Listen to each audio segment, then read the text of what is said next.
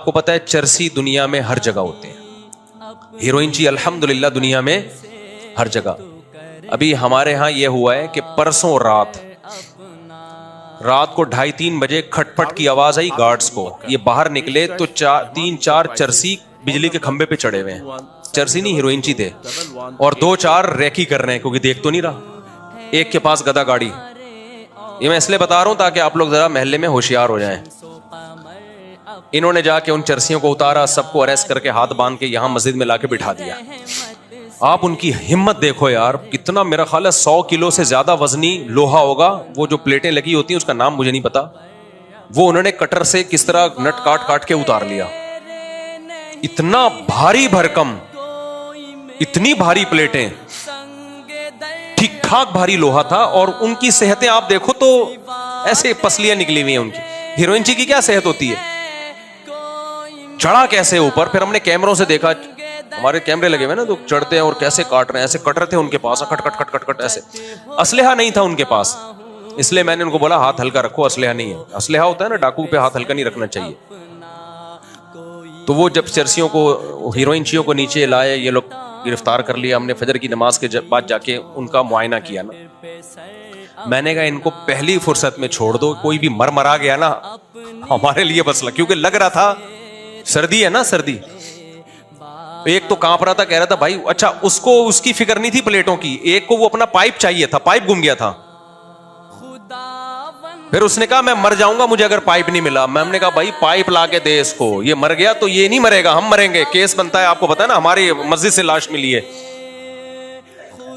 اچھا محلے میں جو بھی آ رہے ہیں زیارت کے لیے 2-3 چپیٹ اس کو, لوگوں کو موقع مل جاتا ہے کہ یار تبرکن دادی کے اصال ثواب کے لیے, چل بھائی ٹھش ایک لگایا, ابا کے اصال ثواب. چوروں کو مارنے کو لوگ سمجھتے ہیں ثواب ہے.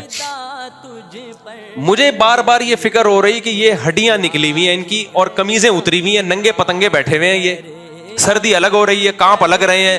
ہیروئن ان کو ملی نہیں ہے. ایک ان کے پاس ذریعہ تھا, یہ سریا جو اتنا لوہا انہوں نے اتارا ہے وہ بیچ کے ابھی پڑیا ملے گی ان کو, وہ بھی ان کا آپشن کیا ہو گیا, ختم. اب ہم ہیروئن کا انتظام تو کر نہیں سکتے ان کے لیے, ان کو چوری ہوئی ہے.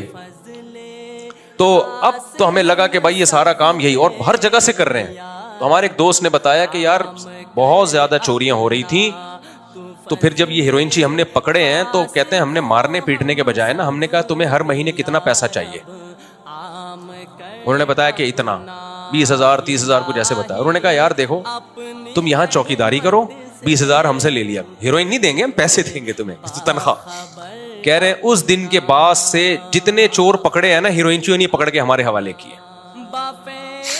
نہیں یہ بات میرا خیال ہے سیکیورٹی کا نظام ہیروئن چیوں کے حوالے کر دیا تو چوریاں کیا ہو گئیں, بند. کیونکہ بیچارے مجبور تھے بھائی, وہ مجبور تھے, ان کو سٹا چاہیے. یا تو آپ ان کو کسی ہاسپٹل میں لے جاؤ, چھڑواؤ, چائے نہیں چھوٹتی لوگوں سے, ہیروئن کہاں سے چھوڑے گا وہ.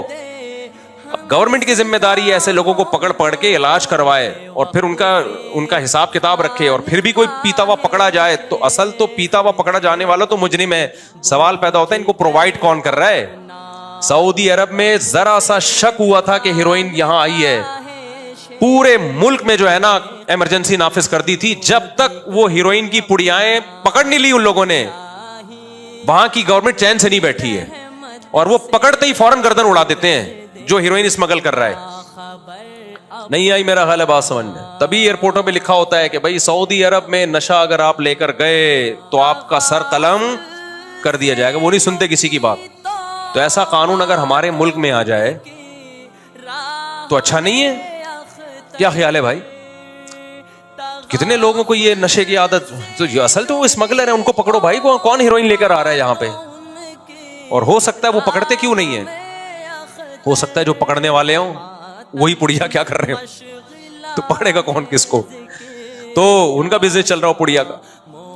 تو اس پہ جب تک ایکشن نہیں لیا جائے گا تو فی الحال ہم تو نہیں روک سکتے ان چیزوں کو. ہم تو اپنے بچوں کی حفاظت کر سکتے ہیں, نگرانی کر سکتے ہیں. تو جب تک نہیں ہوتا تو ہیروئن چیوں کو پھر مجھے خیال ہو ہم نے چھوڑنا نہیں چاہیے تھا.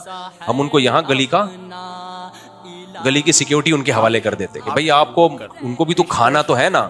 تو ہم ان کو پیسے دیتے ہر مہینے, بھائی اتنے پیسے ہم آپ کو آپ کی اجرت, ہیروئن پینے کے لیے نہیں دیں گے, اجرت کے لیے دیں گے تاکہ آپ چوریاں چھوڑ دو. اس کے بعد کیا ہوگا کہ دیکھو آپ کی گلی میں چوریاں ختم. ایسا نہ ہو کہ وہ پڑیاں ہی سپلائی کرنا شروع کر دیں, وہ پھر زیادہ خطرناک ہوگا. اس پہ سوچ لیں آپ لوگ عمل کرنے سے پہلے. بعض دفعہ یہ بھی ہوتا ہے کہ وہ کہیں گے یار یہ تو بچوں کو پڑیا کھلانا شروع کر دو. خیر, تو میں ایسے ایسے واقعات میرے ذہن میں آ رہے ہیں نا. ہمارے ایک دوست محلے میں کسی کا انتقال ہوا تو وہ بڑے لمبے آدمی تھے. جب قبر بنائی ہے نا تو ان کو کہا کہ آپ بھی میت کے قد کے ہی ہیں, آپ ذرا اس میں لیٹ کے دیکھیں کہ پورے آ رہے ہیں کہ نہیں آ رہے.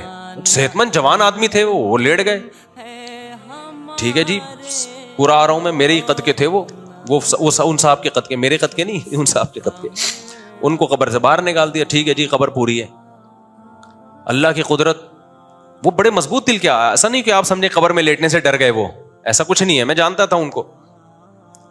اللہ کی قدرت یہ ہوئی کہ جو میت تھی نا اس کو کہیں گاؤں والوں نے کہا بھائی ہمارے یہاں بھیج دو, ہم اس کو دفناتے. ہم کراچی میں دفنا ہی نہیں رہے. وہ میت کا وہاں دفن ہونا کینسل, وہ قبر خالی رہ گئی. میت کو لے گئے کہیں گاؤں میں, اور ان کو ہارٹ اٹیک ہوا ہے, ان کی انتقال ہوا, اور سچی مچی میں وہ اس قبر میں بولو دفن ہوئے. کیا وہ تصور کر سکتے تھے جب اس قبر میں لیٹ رہے تھے کہ میں نے ہی یہاں آنا ہے؟ لیکن آپ کو میں ایک بات بتا دوں, ان چیزوں کی وجہ سے وہم کا شکار نہ ہو. اگر کہیں قبر میں لیٹنا پڑ جائے تو کوئی کچھ بھی اس سے مرتا نہیں ہے انسان, کیونکہ جن کا ایمان کمزور ہوتا ہے نا وہ کہتے ہیں اصل میں وہ اسی چکر میں مرے ہیں کیونکہ قبر میں لیٹ کے چیک کر رہے تھے. تو یہ بدشگونی اسلام میں جائز. جس نے نہیں مرنا ہوتا وہ روزانہ قبروں میں ڈھکن ڈھک کے بھی سوئے گا نا, نہیں مرے گا وہ. یہ جو جادوگر چلے کاٹ رہے ہوتے ہیں قبروں میں بیٹھ کے تو کاٹ رہے ہوتے ہیں. لیکن بس اللہ نے بتا دیا بھائی تو یہ سمجھ رہا تھا تو نے یہاں آنا ہی نہیں ہے ابھی, لیکن یہ قبر کس کے لیے ہے تو اچھی طرح ناپ کے دیکھ لے, کل تو نے ہی یہاں آنا ہے. تو میرے بھائی جب ایسی بے ثباتی کسی بھی ٹائم پہ مارکیٹ سے شارٹ ہو سکتے ہو تو پھر دولت کماؤ ضرور, دولت کو ہدف بولو نہیں, ہدف صرف آخرت.